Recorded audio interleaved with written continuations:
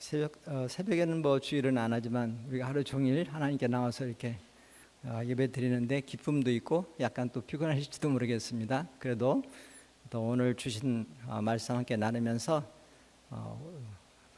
하나님이 허락하신 그 복을 누리고 또 한 주간도 믿음으로 승리하는 삶을 우리가 살 수 있기를 바라겠습니다.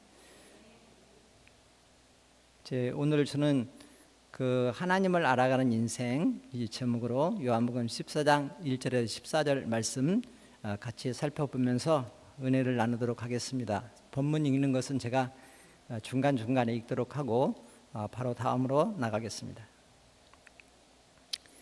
오늘 말씀은요, 우리가 인생은 무엇인가, 또 하나님은 존재하고 계시나, 또 하나님이 계신다면 하나님은 우리에게 마음을 정말 쓰시는 그런 분이신가, 인간이 하나님과 접촉할 수 있는 건가, 또 하나님을 모르고 살던 사람이 정말 하나님 믿으면 정말 바뀔 수 있는가, 이런 질문을 갖고 우리가 말씀을 한번 살피고 또 은혜 나누기를 바랍니다. 다 같이 1절부터 3절을 같이 읽겠습니다. 너희는 마음에 근심하지 말라. 하나님을 믿으니 또 나를 믿으라. 내 아버지 집에 거할 곳이 많도다. 그렇지 않으면 너에게 일렀으리라. 내가 너희를 위하여 거처를 예비하러 가노니 가서 너희를 위하여 거처를 예비하면 내가 다시 와서 너희를 내게로 영접하여 나 있는 곳에 너희도 있게 하리라. 아멘. 예수님은 제 아들에게 너희를 위해 거처를 예배하러 간다 이렇게 말씀했습니다. 글쎄요, 하나님이 음성으로 너 이번 올해 끝나기 전에 아파트 하나 당첨되게 해줄게. 어떨까요? 그 음성 들은 분들이 여기저기서 환호성 지르지 않을지 모르겠습니다. 제가 왜 이런 얘기를 잠깐 했냐면은 우리의 관심사가 어디에 있느냐에 따라서 반응이 조금 달라질 수 있구나, 그런 생각이 들어서 제가 이 성경 말씀을 읽으면서, 그래서 우리가 정말 하나님 나라의 포커스가 딱 맞춰진 그런 삶을 살아야 되겠다, 그런 생각을 했습니다. 여기서 예수님께서 말씀한 그 거처라는 것은 하나님과 함께 이제 영원히 살 천국을 말씀하는 거죠. 그 사람들은 저마다 어떤 인생의 목적을 갖고 살고 있으리라고 생각합니다. 보통 보면은 어떤 사람은 가정이 마치 인생의 목적인 것 같은 사람이 있고요, 또 직장이나 비즈니스, 또 어떤 권력, 또 어떤 사람에게는 세상의 즐거움, 또 어떤 사람에게는 사회적인 지위, 이런 것들이 그 사람이 왜 사는가를 설명해 주는 그런 목적이 되어 있다는 걸 알 수 있습니다. 물론 간혹 어떤 사람들은 조금 전에 말한 이런 것보다는 조금 더 차원이 높은 그런 목적을 갖고 사는 사람도 있어요. 그래서 사회 봉사 활동을 하는데 고아원을 운영하기도 하고, 난민 보호 활동에 참여하기도 하고, 또 인권 운동, 또 의료 봉사 활동, 또 환경 보호, 이런 것들에 동참하면서 거기서 자기 삶의 의미를 찾고 또 인생의 목적을 거기에 두고 이렇게 살아가는 걸 볼 수 있습니다. 그래서 지금 여기 있는 우리는 하나님 앞에서 나는 어디를 바라보고 있는가, 무엇을 위해 살고 있는가, 이렇게 한번 돌아보면 가끔 그런 시간들을 가지면 우리가 하나님을 찾아가는 삶에서 도움이 될 거라, 이런 생각이 들었습니다. 그 세상에 많은 사람들이 부자가 되어서 그 재물을 소비하고 거기서 얻는 그 만족과 즐거움, 이런 데서 행복감을 느낀다고 합니다. 저도 예의는 아니죠. 저도 그런 면이 있죠. 또한 다른 사람보다 또 높은 지위에 올라서 약간의 지배력을 행사할 때 성공한 인생이고 만족한 사람도 있습니다. 이런 사람들은 보통 남 밑에서 일하는 것은 아주 싫어하죠. 그리고 남 밑에서 일하는 데서는 별로 즐거움을 못 느낍니다. 항상 이제 위에 있어야 뭔가 만족감을 느끼고 그런 성향이 있죠. 근데 이 기독교 신앙 안에서 바라보면은요, 그 2000년 전 예수님께서 하신 그 말씀에 근거해서 인생의 궁극적인 목적은 뭐냐, 그러면 죽음 후에 하나님과 영원히 사는 것이다. 그리고 이 땅에서의 삶은 그거를 준비하는 거라고 그렇게 가르치고 있습니다. 그래서 제가 오늘 제목을 하나님을 찾아가는 인생이 되어야 된다. 이런 관점에서 제목을 정했습니다. 그래서 여러분도 사시는 동안 다른 거 잃어버리더라도 내 인생이 하나님을 찾아가고 있고 그것을 잘 준비해야 되겠다. 이런 대지는 오늘 기억하면 좋겠습니다. 근데 그 말씀을 보면은 이제 조금 후에 우리가 4절, 5절, 8절, 9절 말씀을 읽겠지만 그 죽음 후에 누리는 하나님 나라에서의 영원한 삶은 어떻게 보면 예수님 이전의 사람들은 막연하게 그 부활 내세에 대한 소망을 간혹 표현하고는 있기는 하지만 정말 우리의 삶이 이 땅이 전부가 아니라 여기는 어떻게 보면 잠시 나그네고 정말 그 후에 우리 하나님과 함께하는 영원한 세상이 거기가 우리의 본향이고 거기가 진짜 인생이 시작하는 곳이구나. 이렇게 믿음이나 혹은 제대로 된 인식을 갖고 있었을까 생각을 해보면 꼭 그렇지는 않아 보입니다.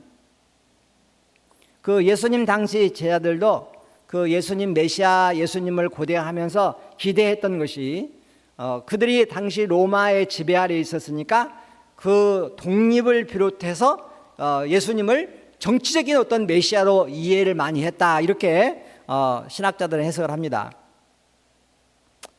그래서 어떻게 보면 예수님 이전의 사람들 심지어는 초기에 예수님과 함께 했던 제자들조차도 하나님의 나라에 대해서는 약간 소경과 같았다. 이렇게 좀 과장해서 말할 수도 있지 않을까 생각이 듭니다.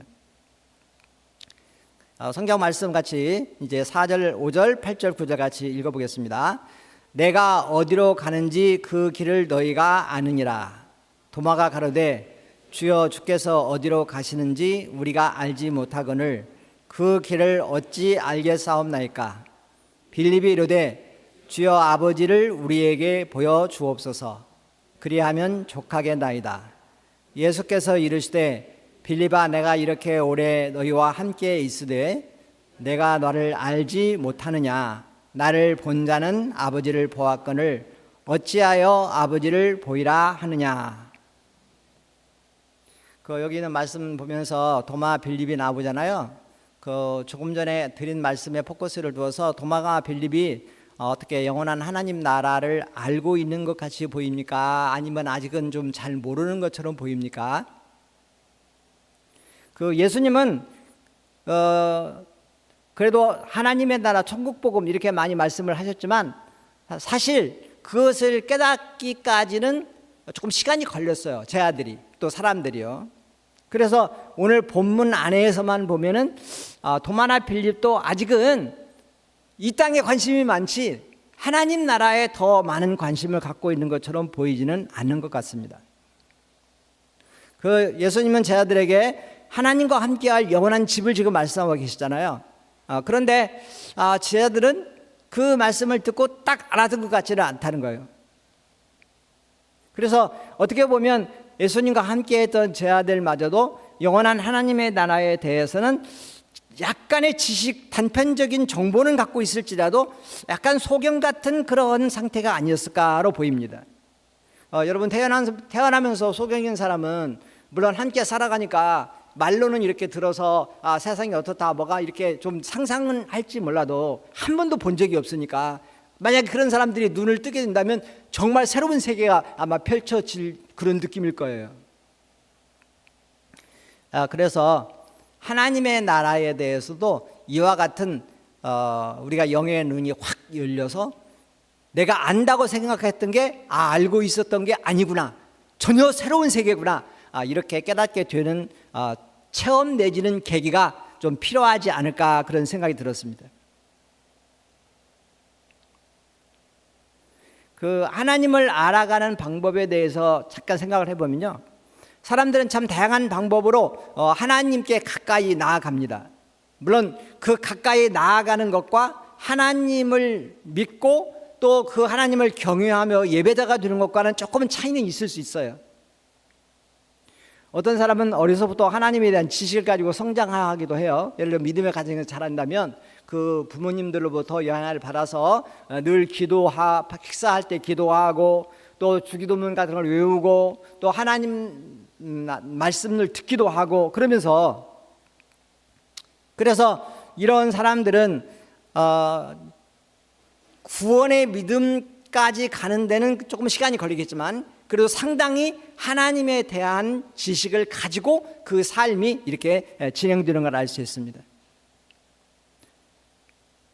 또 어떤 사람은 질병, 사업, 실패, 사별 이렇게 어떤 인생의 전환점에서 그 어떤 절박한 심정으로 하나님 찾다가 거기서 하나님을 만나기도 하고 아니면은 뭔가 있겠구나. 지금까지는 뭐 이 세상 그냥 전부고 우리 살다가 죽으면 그만이지 더 뭐가 있겠어 이렇게 생각했는데 내 생각이 틀리고 그렇지 않을 수도 있겠구나, 또 이렇게 생각하는 단계로 넘어가기도 한다고 합니다. 인생의 위기의 순간 절박할 때 자기의 그 깊은 마음의 고뇌를 누군가 들어주는 것 같고 알아주는 것 같고 그래서 눈물이 나오고 그래서 무언가를 찾고 그러다가 하나님을 만나는 사람도 있다고 합니다. 어떤 사람은 자연환경 속에서 또 신적 존재, 창조주를 생각하고 그러다가 유실론자가 되고 그리고 그 유실론자에서 복음을 들어서 예수님을 만나는 또 그런 사람도 있다고 합니다. 하나님을 알아가는 방법에서 어떤 사람은 개인적인 어떤 체험을 통해서 하나님을 만나거나 또 신적 존재와 가까이 나아가기도 한다고 하죠. 어떤 음성을 듣는다든지 그냥 보통 일반적인 것이 아니라 정말 자기에게는 특별한 어떤 꿈을 꾼다든지 그런 어떤 그냥 일반적으로 보편적으로는 뭐 저게 무슨 의미가 있을까 이렇게 싶지만 적어도 그 사람에게는 매우 독특한 그런 체험들을 통해서 하나님께 더 가까이 나아간다고 말합니다. 그래서 이런 사람들의 체험을 기록해 놓은 걸 보면은 매우 신비적인 표현으로 표현하는 것도 있고요. 주체할 수 없는 감정과 또 감동과 눈물이 나왔다는 그런 기록도 있고 넘쳐나는 소망과 기쁨 속에 빠져들었다고 고백하기도 하고 뭔가 자기와 자기를 초월한 어떤 것과의 일체감을 느끼면서 마음의 평화를 찾았다고 말하는 사람도 있고 명료함과 확실하게 뭔가 구름이 끼운 같은 그런 인생 그런 자기의 삶 속에 어느 한순간인데 정말 보다 구체적으로 분명해지는 그런 체험을 했다고 말하기도 하고 또 삶에 대한 그 의미와 가치가 이전에는 뭐 인생이라는 게 도대체 뭘까 그냥 내 의지와 상관없이 태어났다가 그냥 죽으면 그만인 게 아닌가 이런 정도밖에 생각하지 않았는데 삶이 그게 아니라는 정말 삶은 귀하고 가치가 있고 그래서 함부로 내가 나의 시간과 삶을 그냥 이렇게 보내서는 안 되겠다고 이런 새로운 마음으로 다시 인생을 시작하는 그런 사람들이 있는 것을 우리가 볼 수 있습니다.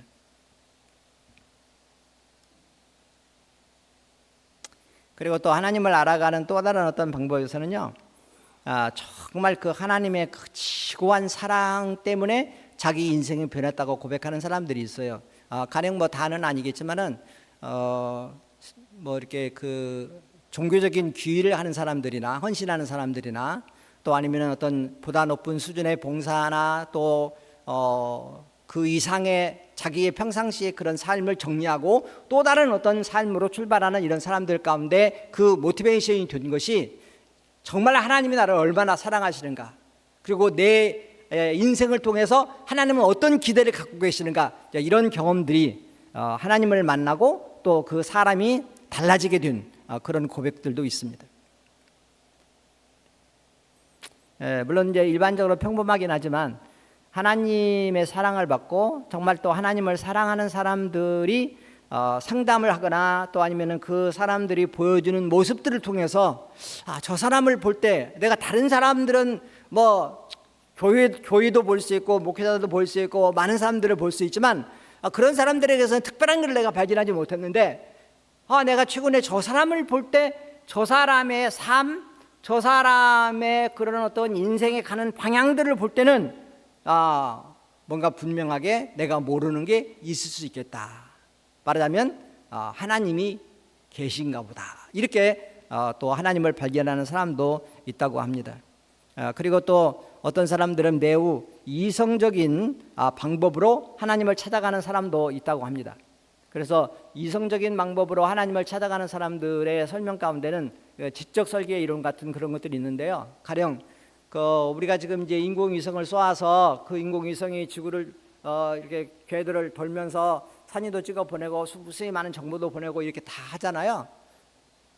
그럴 때 거기에 분명한 어떤 목적을 갖고 움직이는 이런 것들을 볼 때 그냥 저게 저절로 생겼다 이렇게 말하는 것보다 저 인공위성을 만들 수 있는 훨씬 더 지적이고 능력 있는 그런 존재가, 말하자면 사람이죠. 사람이 그걸 만들어서 쏘아 올렸겠구나 이렇게 보는 게 훨씬 더 타당하지 않느냐라는 그런 관점에서 지금 이 우주, 저는 뭐 전문가가 아니까 그쪽은 사실 모르지만 그 우주 은하계의 시스템은 어쩌면 인공위성의 그 정교함과 그의 어떤 그 수준보다 비교할 수 없을 정도로 훨씬 높은 그런 퀄리티와 수준을 갖고 이 지구 은하계가 움직이고 있다고 그러잖아요. 그럴 때 그거를 조금 더 많이 알고 알아갈수록 그냥 저절로 이렇게 움직이는가 보다 이렇게 생각하기보다는 이렇게 뭔가 이렇게 정교하게 이렇게 어떤 목적을 가지고 움직이고 작동하고 그렇게 하고 있다면 뭔가 목적을 가지고 만든 분이 있지 않을까. 근데 사람으로서는 그거를 만드는 게 불가능하니까 분명히 사람의 수준을 초월하는 어떤 신적인 존재가 있겠구나 이렇게 생각하는 게 타당하다고 그렇게 얘기합니다.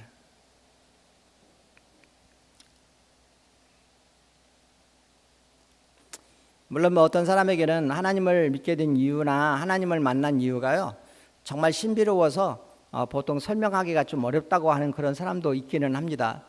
지금 제가 말한 몇 가지 이런 방법들은 이것이 FM이고 이것이 옳다 그런 차원에서 말씀드리는 게 아니고요.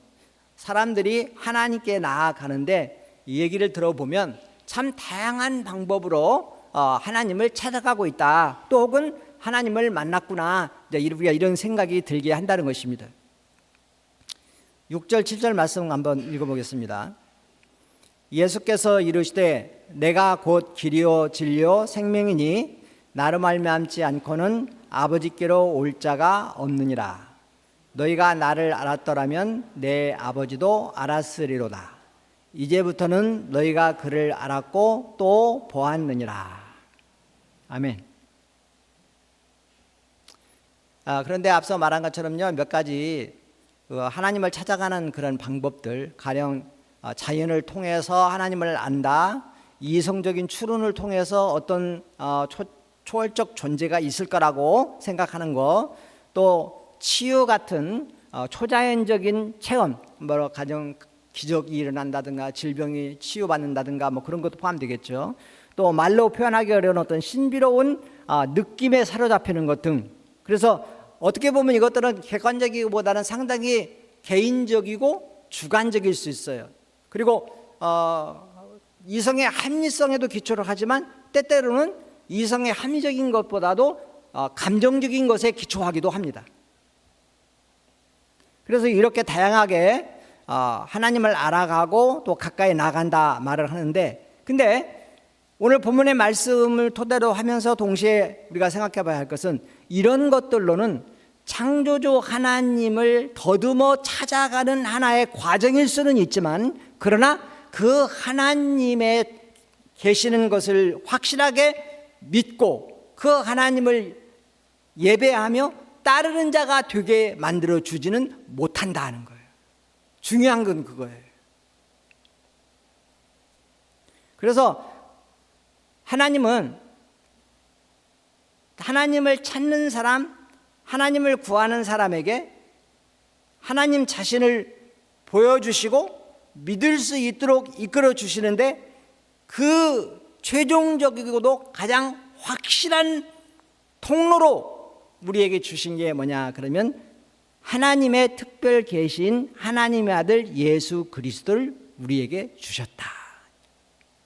그래서 오늘 우리가 읽은 말씀에도 보면은 내가 곧 길이요 진리요 생명이다. 나를 통하지 않고는 아버지께로 갈 수 없다. 이렇게 예수님께서 말씀하고 계십니다. 그러면 예수님을 통해서 어떻게 우리가 하나님을 알게 되나 그럴 때 예수님의 삶 전체가 하나의 계시입니다. 예수님의 삶을 성경을 통해서 우리가 읽고 묵상하고 그러는 과정을 보면 그 예수님의 말씀, 예수님의 인품, 예수님의 행하신 능력과 기적 이런 것들이 다 모아져서 무엇을 보여주냐면 예수님은 우리와 똑같은 사람이시지만 동시에 이 수준을 뛰어넘는 신성의 하나님의 아들이시구나 이렇게 고백하게 만든다는 거예요. 그런데 예수님을 하나님의 아들 그리스도로 고백하고 그 믿음을 갖게 되는 순간 하나님이 계신가 안 계신가 그 문제는 거기서 다 풀려버려요. 예수님을 하나님의 아들 그리스도로 믿게 되면 하나님이 계시다고 하는 건 그냥 자명해지게 되는 거다. 그래서 우리가 예수님께 나가서 예수님이 누구신지를 물론 그것도 하나님의 은혜와 믿음이라는 선물을 통로를 통해서겠지만 믿게 되는 순간 하나님께 바로 연결되어 나간다.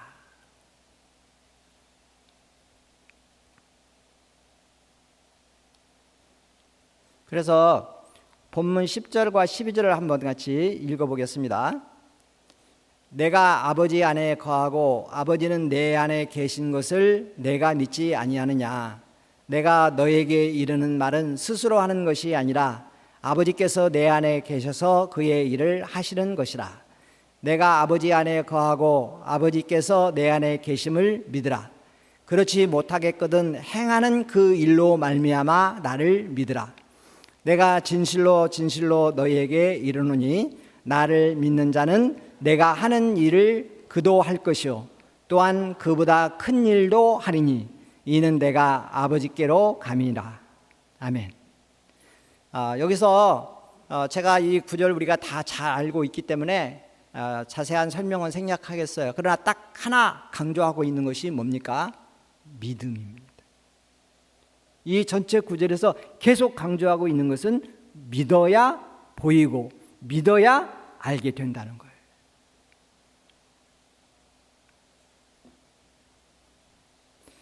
하나님은 과거부터 지금까지요 하나님을 찾는 자기를 찾는 자들에게 스스로를 드러내 보여주셨다고 성경은 우리에게 가르쳐주고 있습니다. 인간은 자기 지혜로 하나님을 알지 못하기 때문에 로마서에서 바울이 하신 말씀이잖아요. 그래서 하나님께서 보여주시지 않으면 우리가 하나님을 알지 못한다고 그렇게 결론 내리는 게 맞는 거예요. 그런데 우리가 하나님을 알고 하나님을 믿을 수 있다면 그것은 무엇이 전제되냐면 하나님은 우리에게 자녀들에게 택한 자들에게 하나님 자신을 스스로가 보여주신다. 알게 해주신다는 거예요.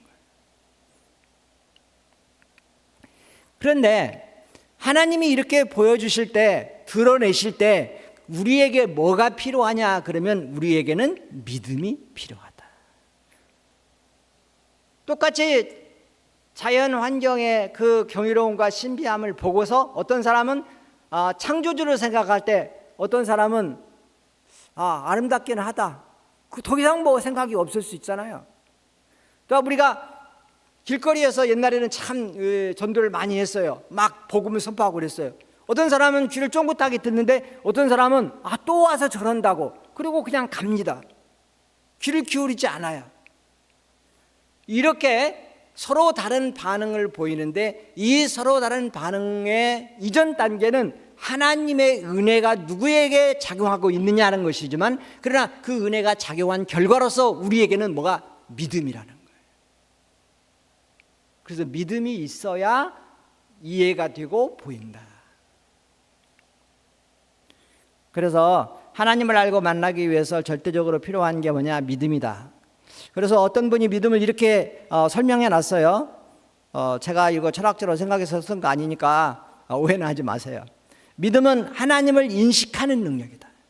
이거는 단순한 정의보다 약간의 좀 묘사적인 거예요. 또 믿음은 하나님의 실제를 알아보는 직관적 이해다. 여기서 말하는 직관적이라고 하는 것은 깊이 생각하고 이성의 합리성을 따져보고 그러지 않고 어느 순간 마치 통시적으로 확 이렇게 깨달아지고 보여지는 그런 측면을 말합니다. 사실 어떤 사람들 보면 이렇게 하나님이 자기를 드러내신다고 할 때 그러면 하나님께서 조금 더 드러내시거나 좀 더 활동하셔서 엉망진창인 세상 또 그렇게 막 저런 일은 일어나지 않았으면 좋겠는데 하는 그런 일들이 일어날 때 좀 하나님이 직접 바로바로 간섭하시면 어떨까 이렇게 불평하는 사람들이 있어요. 그래서 하나님이 좀 너무 침묵하고 가만히 계시는 거 아닌가 이렇게 답답해하는 사람도 있고요. 그리고 또 제가 어느 불신자로부터 온 편지라고 하는 그 책을 읽어보니까 거기에 보이드라고 하는 아들과 아버지가 이제 아들이 아버지에게 전도하려고 편지를 서로 주고받는 과정 가운데 있어요. 그럴 때 그 아버지가 한 말씀 가운데 하나가, 야 보이드야, 정말 하나님께서 모든 사람이 다 하나님 믿고 하나님께 돌아오기를 원한다면 쉬운 방법 있지 않느냐, 하늘에다가 야 나 하나님이다 너희 다 여기 봐 이렇게 글을 왜 못 쓰냐. 말이 안 되기는 우리가 될 때는 말이 안 되기는 안 되는데 아무튼 그렇게 얘기를 해놨어요. 그래서 다른 말로 하면은 왜 하나님은 모든 사람이 알 수 있게 자신을 알리지 않을까요? 그 이유는 우리가 하나님의 속성에서 유추해 볼 수 있습니다. 하나님은 모든 사람에게 자신을 믿으라고 강요하지 않으시는 인격적이고도 또한 하나님이 우리를 만드실 때 우리에게 자유의사, 자기 스스로 결정할 수 있는 그런 자유를 우리에게 허락하신 그런 하나님이십니다. 그래서 하나님은 누구에게 강요를 하지 않고 대신에 간절히 하나님을 찾고 또 하나님을 알기 원하는 사람에게는 기꺼이 하나님이 자기를 드러내시는 그런 방식으로 숨어 계신 하나님이다. 종교개혁 신학을 자들 중에서 루터도 칼빈도 이 숨어 계신 하나님이라 이런 개념을 소개하고 있습니다. 우리가 하나님께 나가서 하나님을 찾고 하나님을 알고 하나님께 더 가까이 친밀한 관계가 되기 위해서는 사실은요 우리 마음이 좀 비어 있을 필요가 있다고 말합니다. 근데 반대로 우리 마음속에 이 세상의 재물과 사회적 지위와 권력과 또 세상의 육신의 즐거움, 쾌락, 그래서 이런 것들이 마치 거짓 신처럼 우리가 숭배하는 그런 우상의 상태에 우리가 빠져 있다면 하나님은 우리에게 거듭거듭 보여주시고 믿고 따르기를 원해도 그런 것들이 마치 구름처럼 하나님과 우리 사이를 이렇게 막는다고 합니다. 그래서 우리가 한번 우리 자신을 돌아보면 좋을 것 같아요. 여러분도 몰라도 저는 가끔 그럴 때가 있어요. 그냥 뭔가 필요한 거 원해서 하나님 이루어주세요라고 이런 차원의 기도 말고 정말 하나님과 영적으로 더 깊은 친밀한 관계 속에 그런 기도를 좀 나눌 수 있으면 얼마나 좋을까. 그런 염원이 요즘 들어서는 더 커지고 또 그랬으면 정말 얼마나 좋을까 그런 생각을 많이 합니다. 근데 우리가 하나님은 우리와 그런 관계를 갖고 그렇게 하나님의 자녀에게 사랑을 베풀고 또 그렇게 우리가 또한 신앙생활 하기를 원하실 것 같아요. 근데 하나님도 원하고 저도 원하는데 왜 이게 잘 안 되는 건가? 이런 답답함이 가끔 저에게 있어요. 그럴 때 제가 제 자신을 들여다보면 여전히 제 속에는 세상 것들이 많이 자리하고 있어요. 그래서 하나님께 나아가는 길에 방해가 되고 또 하나님이 충분히 보여주시고 말씀하는 것을 보고 듣는데 또 방해가 되고 있다 하는 생각을 하게 됩니다.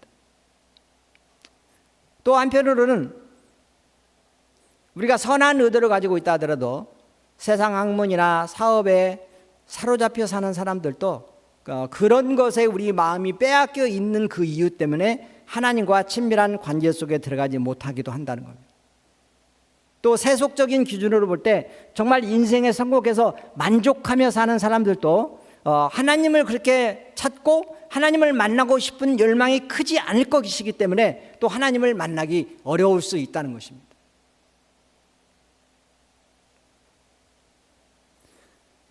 세상 사람들이나 넌 크리스찬들만 그런 게 아니라 우리 그리스도인들도 이런 이유 때문에 사실은 진실된 하나님을 더 깊이 만나고 신앙생활하지 못할 수 있다는 거예요. 뭐냐면은 자기를 편안하게 해주는 신을 만들어내고 싶은 끊임없는 유혹을 우리가 받습니다. 원하는 것을 들어주고 복을 부어주지만 내 인생은 별로 간섭하지 않아요. 너 하고 싶은 대로 살아, 괜찮아, 이렇게. 만일에 그런 신이 있다면 얼마나 매력적일까요? 내 대신에 원한도 갚아주고 사업도 성공시켜주고 만약에 무슨 전쟁을 하거나 싸움을 하게 되면 앞장서서 다 이기게 해주고 또 승진도 앞서서 이루어지게 해주고 부탁하면 구하면 그냥 그것이 옳고 그른 거 따지지 않고 다 들어주는 그런 신이 있다면 그런 하나님이라면 어떠세요? 더 좋지 않을까요? 그래서 인간은 이런 자기 필요 때문에 사실은요 하나님을 찾는 순간에도 성경에 계시던 참 하나님보다 내가 원하고 바라고 내게 유익할 것 같은 어떤 그런 신의 이미지, 개념을 가지고 하나님께 나아가는 사람들이 많다고 합니다. 그리고 그런 신앙이라고 할 수 없는데요. 사실은 그런 어떤 약간의 자기만의 생각과 신념은 또 다른 어떤 면에서는 이데올로기가 충분히 될 수 있겠죠. 그리고 그런 이데올로기 안에 들어있는 순간에는 자기 자신이 얼마나 잘못 되었는지 보기가 어렵고 또한 그 기제에 의해서 계속해서 강화되기 때문에 그것을 부끄러운 줄 모르고 다른 사람들이 내가 얼마나 지금 부끄러운 짓을 하고 있는가 이렇게 보고 있을 거라고 생각하지 않고 당당하게 세상에서 성공한 자로서 그렇게 행세를 하기도 한다고 합니다. 그런데 이것이 교회도 목회자도 예의가 아닐 수 있다라는 것이죠.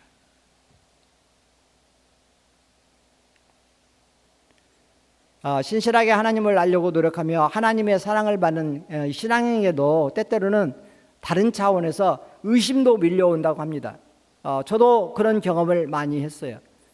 제가 목사하고 목회를 했지만 왜 하나님께서 목회가 잘 되고 많은 사람들이 와서 정말 은혜 받고 그리고 그들이 정말 하나님 말씀대로 살아서 복 받고 다 하나님 뜻인데 왜 이게 잘 안 되나? 오히려 전혀 엉뚱한 상황들이 전개되고 있나? 너무 답답하고 그리고 믿음에 대해서 하나님의 전지함과 하나님이 마치 그냥 이신론같이 만드시고 구경만 하는 하나님이 아니라 하나님께서 창조하신 것을 그 창조에 한목적적으로 그것이 성취될 수 있도록 보존하고 관리하고 역사하시는 하나님이다. 이거 우리가 섭리라고 하는 거잖아요. 과연 하나님이 지금 여기 이 현장에 그리고 나의 삶 속에 들어와서 하나님께서 섭리하고 계시는 건가? 이런 의심들이 어떤 때는 정말 물밑도 밀려오면 그러면 괴롭습니다. 왜? 하나님이 내 인생의 전부신데 근데 그 하나님에 대해서 내 마음이 이렇게 힘들어지니까 강팍해지니까 이걸 어떻게 해야 할지 이런 생각을 하게 되는 겁니다. 그래서 마치 막 이렇게 올라오는 싹이 바람이 불어가지고 꺾이거나 또 아니면은 간밤에 멧돼지가 막 휘젓고 다니면서 짓밟아 놓은 그런 기분이 들 때가 있습니다. 약간의 다른 관점이지만요. 지금 전쟁과 테러와 폭력으로 많은 무고한 어떤 희생자라고 우리는 그냥 단편적으로 볼 때 그렇게 말하는 거죠. 인간관계를 정말 깊게 높게 어떤 면은 막 신학적으로 깊게 본다면은 무고한 희생자라고 말을 할 수 있을까 하는 또 다른 관점이지만은 그냥 짧게 상식적으로 보면은 참 저 무고한 희생자들이 저렇게 죽어가는데 저걸 하나님은 바라보시면서 어떻게 생각하실까? 저는 기도할 때 그런 생각도 좀 가끔 하기는 합니다. 그럴 때 하나님의 섭리와 하나님의 역사에 대한 신앙 고백을 하지만 마음 한편으로는 조금 힘들어지고 그럴 때가 있습니다.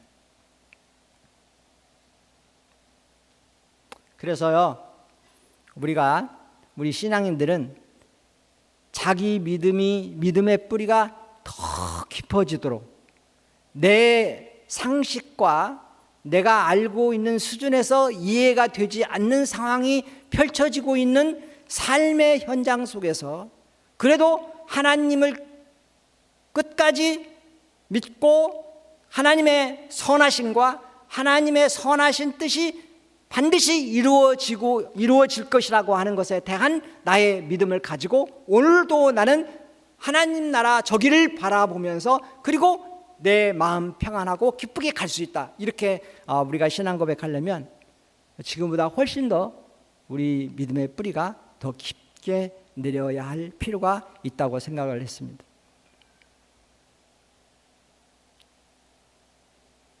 자, 13, 14절 한번 같이 읽어보도록 하겠습니다. 너희가 내 이름으로 무엇을 구하든지 내가 행하리니 이는 아버지로 하여금 아들로 말미암아 영광을 받으시게 하려 함이라. 내 이름으로 무엇이든지 내게 구하면 내가 행하리라. 아멘. 그 기도에 대해서 많은 정의가 있어요. 오늘 조금 전에 읽은 두 구절의 말씀은 기도에 대한 말씀이죠. 지금 이 순간은 제한적으로 기도를 하나님과 만남의 시간이라고 그렇게 정의하고 싶습니다. 물론 예수님께서는 내 이름으로 기도하면 무엇이든지 응답해 주시리라고 약속하셨어요. 그러니까 기도의 차원에 있어서 이 기도의 약속은 우리가 평생 간직하고 기도할 때마다 꺼내서 한번 보고 또 기도에 들어가고 그렇게 해야 할 귀한 말씀입니다. 그런데 또 다른 측면에서 기도는 단지 우리가 하나님께 뭔가를 구하는 시간만이 아니라 기도야말로 영적 차원에서 정말 하나님과 만남의 시간이다. 우리는 교회를 다니면서 하나님에 대해서 이렇게 저렇게 많이 들어왔죠. 그래서 하나님을 안다고 생각할 수도 있을 것 같아요. 가령 대통령에 대해서 여러분 신문이나 책이나 또 그의 이렇게 저렇게 더 하는 말을 들어서 우리가 조금 알고 있을 것 같아요. 그런데 개인적으로 만난 적이 없고요. 한 번도 대화를 해본 적도 없습니다. 그럴 때 누가 안다고 그렇게 아냐고 물어보면 어떻게 대답할까요? 안다고 하는 게 맞을까요? 들은 거는 좀 있어도 제가 잘 모르는데요. 이렇게 대답하는 게 맞을까요? 우리가 신앙도 이 측면이 있습니다. 교회를 다니면 하나님에 대해서 많이 들어요. 그래서 우리는 하나님을 잘 아는 것 같아요. 그렇지만 만약에 진지하게 신앙의 교제 안에서 당신은 하나님을 정말 잘 아세요? 이렇게 물을 때 저는 정말 하나님을 개인적이고도 친밀하게 정말 잘 압니다. 이렇게 말할 수 있는 사람은 생각보다 많지 않은 것 같습니다. 저는 바라기를 여러분이 하나님을 개인적이고도 정말 친밀하게 내 아버지로 더 깊이 알아가기를 바랍니다. 그게 기도입니다.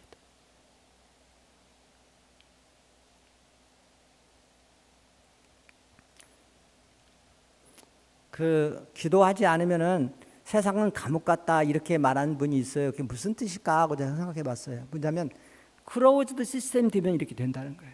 오픈 시스템이 돼야 돼요. 무슨 말이냐면은 우리가 이 세상이 전부로 닫혀져 버리면 안 된다는 거예요. 이 세상이 열려서 어디를 향해 나가야 되냐면 하나님의 나라, 하나님 아버지께로 열려져 나가야 되는 거예요. 이 열려져 나가는 게 뭐냐? 그게 바로 기도입니다. 철학적인 용어로 말하면 초자연적 세계를 향해서 열려져 있어야 된다.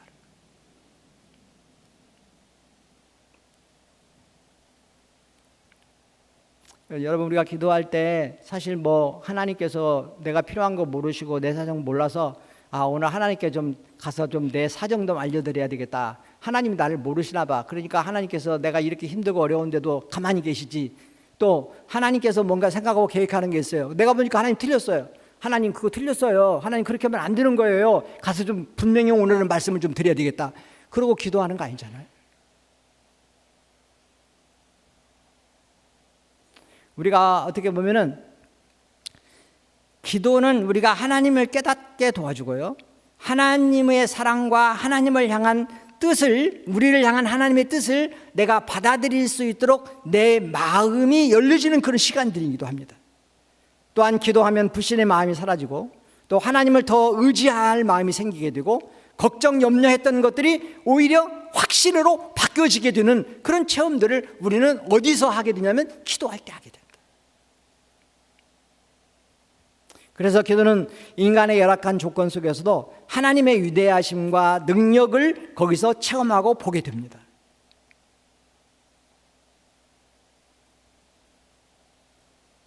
근데 참고로 우리가 다 아시는 거지만요, 하나님은 항상 우리의 기도에 들으시고 응답하신다고 약속하셨어요. 그러나 단 우리가 기대한 방식으로 항상 오는 것은 아닐 수 있다. 그리고 우리는 항상 기도할 때 나 자신의 필요로부터 시작을 해서, 아니면 순서를 바꿔도 좋아요. 어쩌면은 바꾸는 게 더 좋다고 말을 하기도 하죠. 중보를 먼저 하고 나중에 내 기도를 하고. 이제 어느 쪽이든 상관없고, 오늘 저는 여기서 우리 자신의 기도를 하는 것도 중요하다.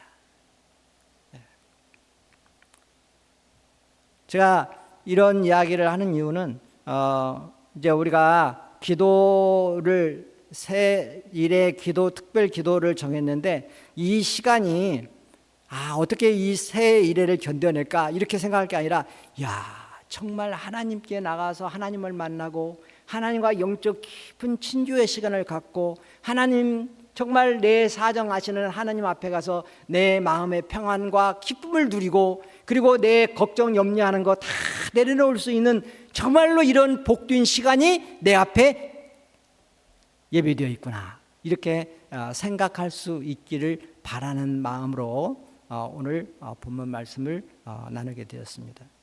제가 말씀을 드리다 보니까 시간이 조금 지나서요, 결론으로 말씀 나누겠습니다.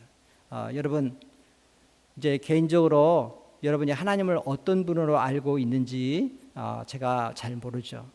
그렇지만 한번 내가 아는 하나님은 어떤 분인가, 나는 하나님을 어떻게 생각하고 있는가 한번 생각해 보시면서 그 하나님과 더 깊은 그런 친교와 만남의 시간을 가지시고, 또한 그 기도를 통해서 정말 내 마음에 바라고 원하는 것, 간절한 것, 그거를 하나님께 고백하고, 그리고 할 수가 있으면은 시간도 드리고 물질도 드리고 내 몸과 마음도 드리는 그런 총체적인 그런 준비된 마음으로 여러분이 3주 새벽 특별 기도회를 할 수 있기 바랍니다.